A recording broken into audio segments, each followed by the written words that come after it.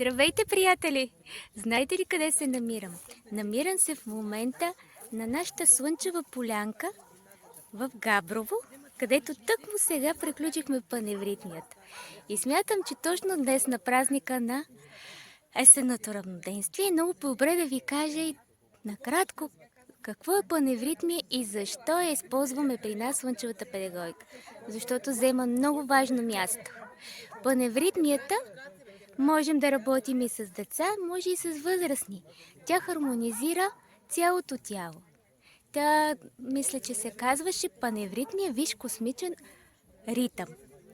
И чрез паневритмията това са ни леки, приятни движения на фона на музиката, които се изпълняват и се въртат в кръг, като и ни планетки, които се въртат около Слънцето. Тук при нас като възрастни работиме с двата принципа, мъжкия и женския, който е заложен в нас. С дечицата как работим с паневритмията? Като разказвам приказки, като си говорим за плочетата, как ябълката помага на сърцето, как крушата помага на ума.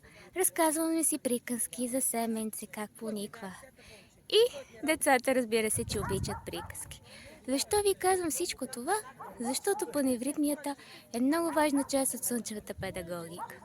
Защото това е, ако в нашата слънчева педагогика имаме три принципа – любов, мъдрост и истина, чрез паневритмията ние комбинираме всичките методи, които са необходими за развитие на сърцето, на ума и на волята. Повече информация ще ви споделя в коментара по-долу.